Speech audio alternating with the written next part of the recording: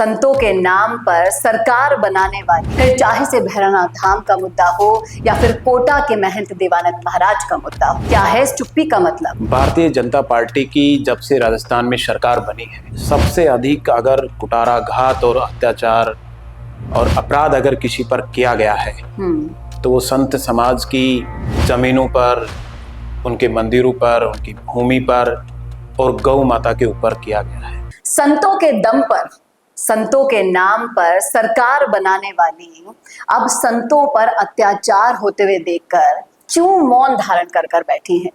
फिर चाहे से भैरवनाथ धाम का मुद्दा हो या फिर कोटा के महंत देवानंद महाराज का मुद्दा हो, एकदम चुप्पी साध ली है। क्या है इस चुप्पी का मतलब? और संत समाज क्यों इतना रोष व्यक्त कर रहा है? आज हमारे साथ भी एक ऐसे ही संत मौजूद है, आइए जानते हैं उनकी राय इन सभी मुद्दों पर। नमस्कार, मैं हूं चेतना शर्मा, आप देख रहे हैं संवाद भारत का, भारत के लिए। मेरे साथ स्टूडियो में मौजूद हैं स्वामी नेकी महाराज जी, आपका बहुत बहुत स्वागत है। राधे राधे, नमस्कार। राधे राधे। मैं ये जानना चाहूंगी कि संतों पर इतना अत्याचार हो रहा है चारों तरफ, अगर हम देखें, हाल ही में भैरवनाथ धाम वाला आंदोलन हुआ, हनुमान बेनीवाल ने खूब कोशिश की लेकिन सक्सेसफुल नहीं हुआ उनका इवेंट। क्या कहेंगे आप कि संतों के नाम पर वोट लेकर अपनी सरकार बनाने के बाद क्यों भूल रही है, संतों पर इतने अत्याचार होकर क्यों देखे जा रही है सरकार? क्या कहेंगे आप? देखिए, इत्र लगाने से चरित्र महकता नहीं है। महकता नहीं है। सही कह रहे हैं आप। भारतीय जनता पार्टी की जब से राजस्थान में सरकार बनी है, सबसे अधिक अगर कुटाराघात और अत्याचार और अपराध अगर किसी पर किया गया है तो वो संत समाज की जमीनों पर, उनके मंदिरों पर, उनकी भूमि पर और गौ माता के ऊपर किया गया है। बहुत सारे मामले दब जाते हैं, लेकिन चेतना जी, अभी रिसेंटली दो बड़े मामले सामने आए। भैरवनाथ धाम में 40 से 45 डिग्री टेम्परेचर तापमान के अंदर बड़े बुजुर्ग संत महात्मा लोग बैठे हैं, और एक संत महात्मा यही कर सकता है कि वो हट कर सकता है कि नहीं, आप सरकार से ये कह सकता है कि आप ये गलत कर रहे हैं, अगर आप इसको करोगे तो मैं अग्नि के सामने बैठा रहूंगा, इस धूप में बैठा रहूंगा। ये संतों के ऊपर अत्याचार करने वाली आज तक की सबसे बड़ी सरकार रही है। इसके हम कड़े से कड़े शब्दों में निंदा करते हैं। इस प्रकार की सरकार राजस्थान में दोबारा नहीं आए, मैं श्री राधा रानी से यही प्रार्थना करता हूँ जी। और कहीं ना कहीं अभी हाल ही में देखा ना कि कोटा के जो चंद्रेशल मठ के देवानंद महाराज, मैं आपको कई बार उनके साथ देख चुकी हूँ, कई प्रोग्राम्स में हम मिल चुके हैं साथ में, उनके साथ इतना बड़ा कांड हो जाता है रातों रात, सरकार की तरफ से कोई स्टैंड ही नहीं, चुप्पी है। हम कैसे मान लें कि संत भी सुरक्षित हैं इस सरकार में? क्या कहेंगे? देखिए, परम पूज्य श्री देवानंद जी महाराज मेरे बहुत अच्छे मित्र थे, और मुझे ही नहीं अपितु संपूर्ण उनके भक्तों को और संपूर्ण संत महात्माओं को इस बात का बहुत ज़्यादा गुस्सा है कि एक युवा संत, एक बुद्धिजीव संत और युवाओं को एक अच्छे मार्ग पर ले जाने वाले संत की निर्मम हत्या की गई है। इस सरकार के अंदर ना बहन बेटियां सुरक्षित हैं, ना संत महात्मा सुरक्षित है, ना गौ माता सुरक्षित है। इस सरकार के अंदर कोई सुरक्षित नहीं है। अगर सुरक्षित हैं तो इस सरकार के बेईमान राजनेता सुरक्षित हैं, जिन्होंने अच्छी सुरक्षा ले रखी है। बहुत बड़ा पैसा ये लोग जनता का लूट लूट के इकट्ठा कर रहे हैं, लेकिन आने वाले समय में इनको जवाब दिया जाएगा, और जनता मानस बना रही है। इस प्रकार के अपराध करने वाले लोगों के लिए इस राजस्थान में कोई जगह नहीं रहेगी। ये 2028 के बाद में राजस्थान में नजर नहीं आएंगे। संत महात्माओं का बहुत बड़ा श्राप इनको लगेगा। मैं यही बोलने वाली थी अभी कि देखिए, दुआ तो एक भी काम कर जाती है, लेकिन अगर बद्दुआ लग जाती है और वो भी संतों की, तो मुझे नहीं लगता कि कहीं के मुंह दिखाने लायक भी रहेंगे। बद्दुआ लग चुकी है, लगेगी नहीं। और दरअसल मैंने ये भी देखा है कि भारतीय जनता पार्टी उन्हीं लोगों को संत महात्मा मानती है जो इन लोगों की जय जयकार करे। अगर कोई सत्य बोल रहा है, चाहे वो किसी भी मठ का कितना ही अच्छा और बेहतरीन संत हो, वो ये सरकार उसको संत नहीं मानती। हमारा विरोध इनके गलत कर्मों पर हमेशा हम बोलते रहेंगे और दमखम से बोलेंगे। परम पूज्य देवानंद जी महाराज का हमें बहुत दुख है। और संत महात्माओं ने ये तय कर लिया है कि अगर उनको न्याय नहीं मिला तो संत सड़कों पे आएंगे और सरकार के खिलाफ हम पूर्णतः मोर्चा खोल देंगे, विरोध दर्ज कराएंगे। बिल्कुल। और जो होना भी चाहिए, क्योंकि संतों को जिस तरह से मोहरा बनाया गया और फिर उनके साथ इतना दुराचार हो रहा है, इतनी चुप्पी रखना वाकई में बहुत ज्यादा निंदनीय है। आपके बारे में जितना मैंने जाना है, समझा है, आप राहुल गांधी के प्रशंसक हैं, पायलट के बहुत करीब हैं।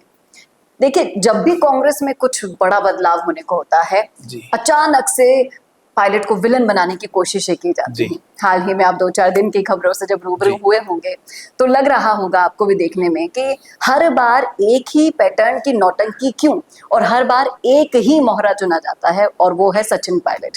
क्या कहेंगे आप?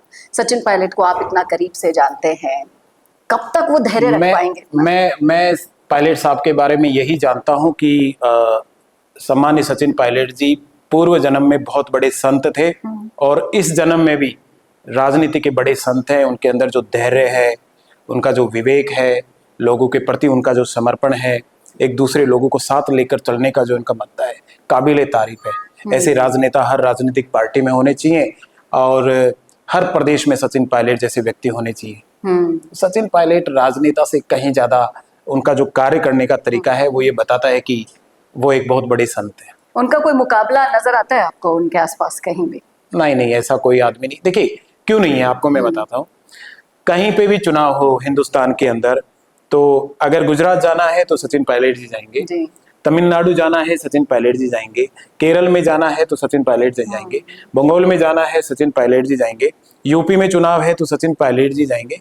राजस्थान में सचिन पायलट जी के अलावा एक भी चेहरा ऐसा नहीं है जो पूरे देश में कांग्रेस पार्टी के लिए प्रचार कर सके, वोट मांग सके और पार्टी की विचारधारा जन जन तक पहुंचा सके। इसलिए सचिन पायलट जैसा कोई दूसरा नहीं है।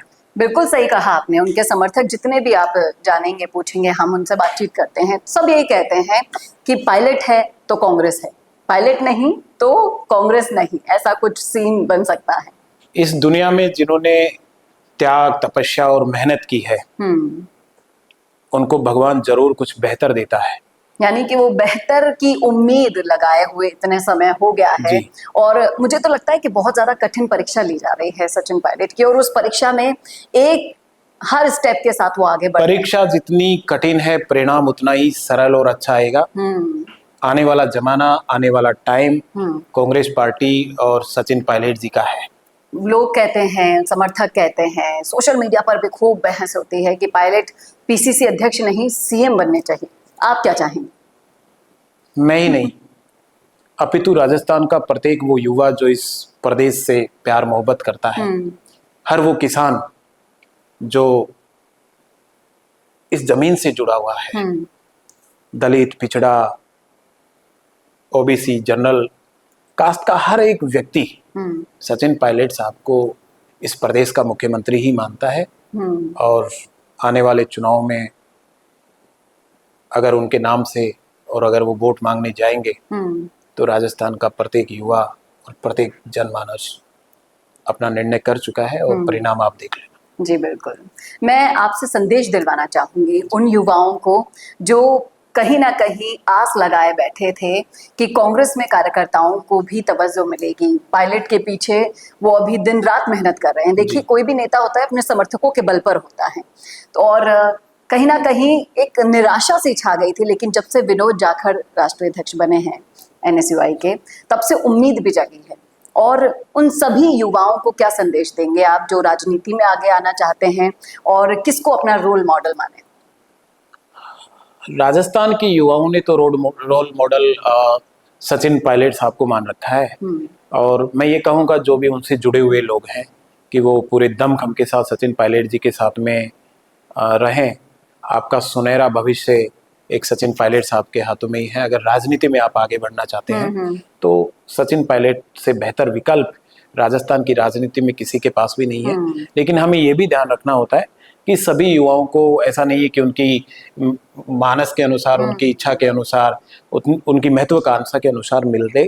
लेकिन सचिन पायलट साहब आपके मान सम्मान और जितना ईश्वर ने लिखा है उसको उकेरने में सचिन पायलट साहब कोई कमी नहीं छोड़ेंगे, ये मैं उनके लिए कह सकता हूँ। ये बिल्कुल सही कहा आपने। यदि आप धैर्य रख पा रहे हैं, ईमानदारी से आपका गहरा नाता है और कर्तव्य निष्ठता आप में कूट कूट कर भरी है, तो चलते जाइए। और जैसा कि गीता में लिखा है कि कर्म की इच्छा मत कर, फल की इच्छा मत कर, कर्म करते जा।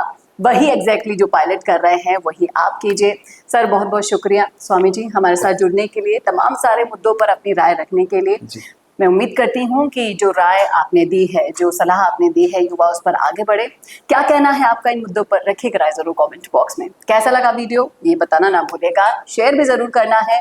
और ऐसे वीडियोस के लिए देखते रहिए संवाद भारत का, भारत के लिए। नमस्कार। वीडियो चाहिए बिजनेस प्रमोशन का या फिर पर्सनल ब्रांडिंग के लिए, तो अब आपको एक ही जगह मिलेंगे हाईटेक स्टूडियोज, प्रोफेशनल सेटअप और creative team, green screen and soundproof studio, perfect lighting और pro setup, podcast setup, ultra clear audio और multi camera angles, 75 inch touch panel, teaching और एक्सप्लेनर वीडियोस के लिए परफेक्ट, 10 से 15 साल experienced anchors और journalist जो आपके कंटेंट को देंगे प्रोफेशनल टच। राजस्थान का तीसरा सबसे बड़ा डिजिटल न्यूज़ चैनल आपकी ब्रांड को मिलेगा प्लेटफॉर्म। 50+ प्रोफेशनल वीडियो मॉडल्स जो आपके प्रोजेक्ट को बनाएंगे ज़्यादा इंगेजिंग। हमने 5000+ बिजनेस और ब्रांड्स को ग्रो करने में की है मदद। अब आपकी बारी।